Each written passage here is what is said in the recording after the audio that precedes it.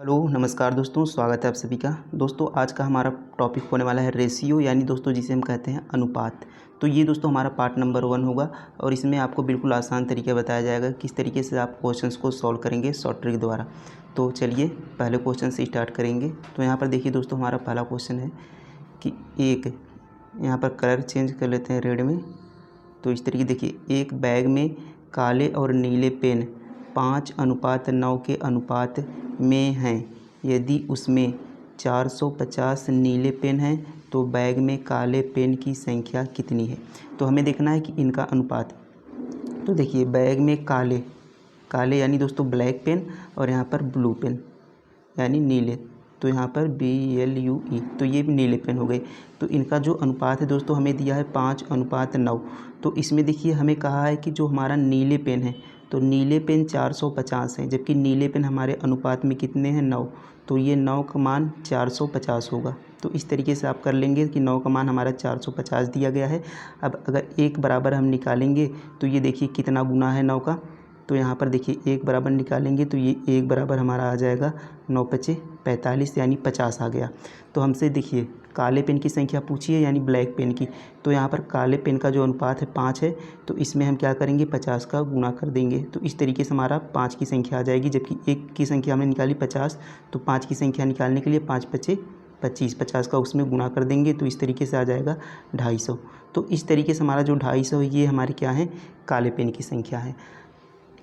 तो उम्मीद है ये प्रश्न समझ में आया होगा आपको कि कैसे सॉल्व करना था। ऑप्शन नंबर सी इसका सही उत्तर हो जाएगा 250। तो इस तरीके से ऐसे प्रश्नों को आपको सॉल्व करना था। चलिए अगला प्रश्न देखेंगे। अब देखिए जैसे दोस्तों यहाँ पर अगला प्रश्न है कि A/B हमें दिया है कि 5:8 है, और C/B हमें दिया है कि 4:3 है।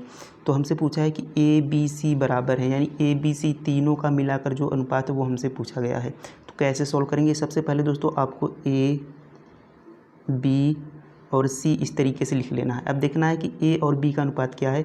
तो A और B का अनुपात देखेंगे तो 5:8 है, तो A के नीचे 5 और B के नीचे 8 लिख लेंगे। अब इसी तरीके से देखेंगे C और B। तो यहाँ पर आपको ध्यान देना है कि ये C और B है, यानी B और C नहीं है, क्योंकि यहाँ पर C और B है। तो C का जो यहाँ पर वैल्यू है 4 है और B का वैल्यू 3 है। तो B के नीचे 3 लिखेंगे और C के देखिए C बराबर कितना है, 4 है। तो यहाँ पर C के नीचे 4 लिखेंगे 3 के सामने। आप देखेंगे यहाँ कि C/B है और यहाँ पर 4:3 है। तो इस तरीके से C का मान 4 हो गया, B का मान 3। तो B के नीचे हमने 3 लिख लिया, और यहाँ पर C जहाँ पर आप 3 लिखें उसी के सामने आपको 4 लिखना है। तो यहाँ पर हमने C के नीचे 4 लिख लिया। अब देखिए इस तरीके से यहाँ पर जो खाली स्थान है, ये जो 8 है, इसको 8 को यहाँ पर और भर देना है। अब यहाँ पर जो 3 है इसके सामने देखिए खाली स्थान है, तो यहाँ पर एक 3 हमें और भर देना है, यानी इसी संख्या को आगे बढ़ा देना है और ये संख्या को एक बार और लिख देना है। अब इन सबका हमें गुणा कर लेना है। तो 5 3 कितना हो जाएगा, 15 हो जाएगा, 8 3 कितना हो जाएगा, 24 हो जाएगा, और 8 4 कितना हो जाएगा, 32 हो जाएगा। तो इस तरीके से ये हमारे अनुपात में बन जाएंगे 15 24 32। तो 15 24 32 ऑप्शन नंबर एक ही सही होगा। ऑप्शन नंबर डी दोस्तों 15 24 32 इसका आंसर हो जाएगा। तो इस तरीके से आपको प्रश्न को सॉल्व करना है। उम्मीद है ये प्रश्न भी आपको समझ में आया होगा कि किस तरीके से हम सबका मिलाकर अनुपात निकालते हैं। चलिए अगला प्रश्न देखेंगे। आपको बता दें दोस्तों, ये सारे क्वेश्चंस अलग अलग एग्ज़ाम में पूछे गए क्वेश्चंस, यानी प्रीवियस ईयर क्वेश्चंस हैं और सारे अलग अलग टाइप के हैं। तो अब देखिए यहाँ पर नेक्स्ट क्वेश्चन है कि 2002 रुपये की राशि को 3:4:6 के अनुपात में A, B और C के बीच विभाजित किया जाता है। इसमें B का हिस्सा ज्ञात कीजिए। यानी दोस्तों 2002 रुपये है और उनको 3 4 6 के अनुपात में A, B और C के बीच में बांटना है, और उसमें हमसे पूछा है B का हिस्सा ज्ञात कीजिए। तो यहाँ पर हम लिख लेते हैं कि A, B, C इनका अनुपात कितना है, 3:4 और यहाँ पर अनुपात 6। तो ये दोस्तों हमारा क्या हो गया, इनका हिस्सा हो गया। अब देखिए इन्हीं अनुपात में बांटना है, तो इन अनुपात को हम क्या करेंगे, जोड़ लेंगे। तो ये देखिए 4 3 7 7 6 कितना हो जाएगा, 13 हो जाएगा। अब देखिए 13 इन सब का जोड़ आ रहा है, और ये 13 आपका जो रुपए है 2002 उसके बराबर होगा, क्योंकि दोस्तों इसी 2002 को हमें इस 13 यानी ए बी सी के अनुपात में बांटना है, जबकि इनका टोटल जो होगा 13 होगा और पैसों के अनुपात में जो टोटल होगा वह 2002 होगा।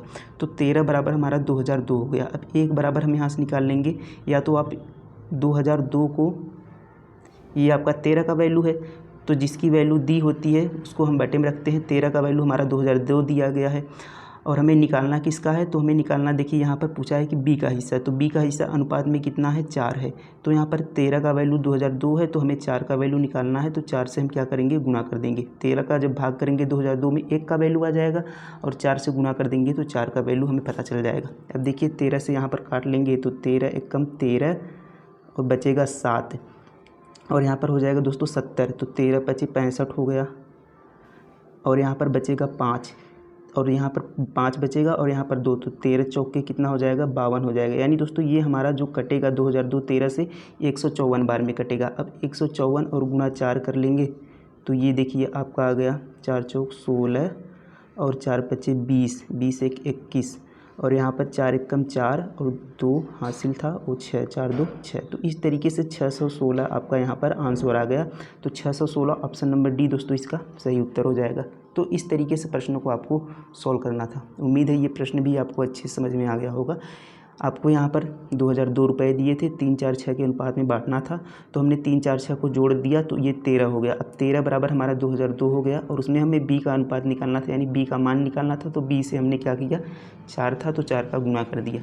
तो उम्मीद है प्रश्न समझ में आ गया होगा। इस टाइप के आप क्वेश्चंस कर ले जाएंगे। चलिए अगला प्रश्न देखेंगे।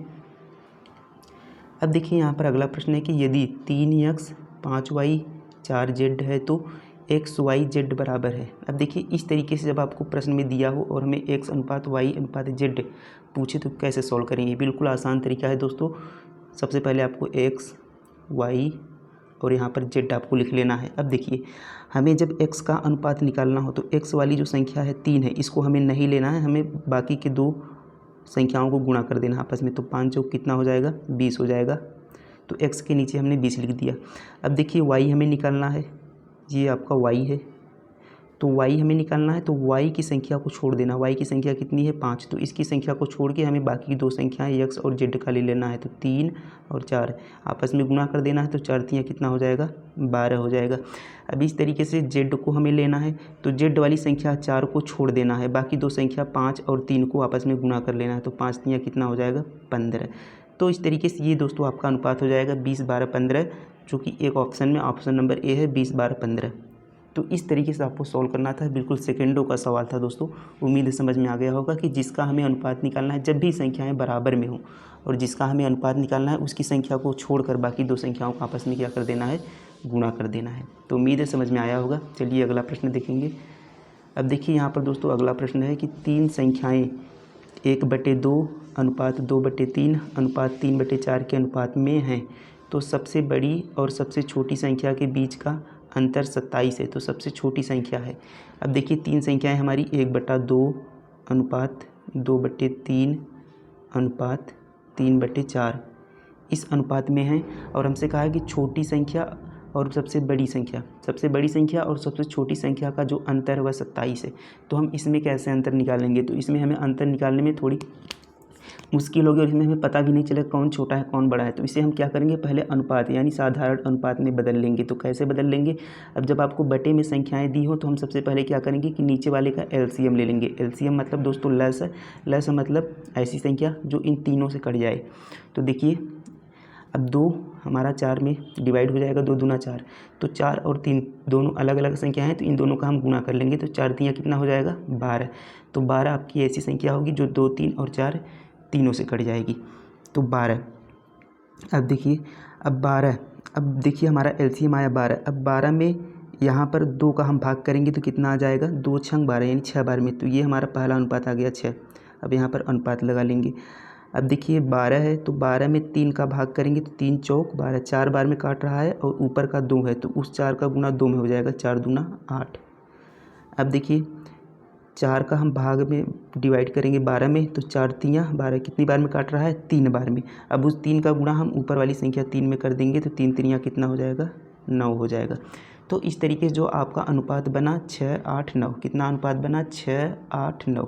अब हमसे देखिए कहा है, अब इसमें हमें पता चल रहा है कि 6 सबसे छोटी संख्या है और 9 सबसे बड़ी संख्या है, और हमसे कहा है सबसे छोटी और सबसे बड़ी संख्या का जो अंतर है वह कितना है 27 है, जबकि यहाँ पर अनुपात में कितने का अंतर है तो 6, 3, 9 यानी कितने का अंतर है दोस्तों 3 का अंतर है। अब ये 3 अंतर हमारा किसके बराबर हो गया 27 के बराबर हो गया। तो 3 बराबर कितना हो गया 27 हो गया। तो 27 यहाँ पर 27 किसका मान हो गया दोस्तों 3 का मान हो गया। और हमें निकालना क्या है सबसे छोटी संख्या। तो सबसे छोटी संख्या यहाँ पर हमारी क्या है 6 है, क्योंकि 6, 8, 9 में सबसे छोटी संख्या क्या है 6 ही हमारी क्या है सबसे छोटी संख्या। तो यहाँ पर हम गुणा 6 कर लेंगे। तो 3 दूना 6 2 बार में कट गया, और 27 दूना कितना हो जाएगा तो 27 दूना कितना हो जाएगा दोस्तों 54। 27 दूना कितना आ गया 54। तो 54 हमारा दोस्तों इसका आंसर हो जाएगा ऑप्शन नंबर डी। तो इस तरीके से इन प्रश्नों को हमें सॉल्व करना था। उम्मीद है आपको सारे प्रश्न अच्छे से समझ में आ गए होंगे कि किस तरीके से हमें सॉल्व करना था। तो दोस्तों ये हमारा पार्ट नंबर 1 था। इसी तरीके से हमारा पार्ट नंबर 2 भी आएगा, जो आपको सारे प्रश्न आसानी से समझ में आ जाएंगे, और ये सारे अलग अलग टाइप के क्वेश्चंस थे। तो उम्मीद है वीडियो अच्छा लगा होगा। कमेंट में ज़रूर बताइएगा कैसा लगा। Thank you.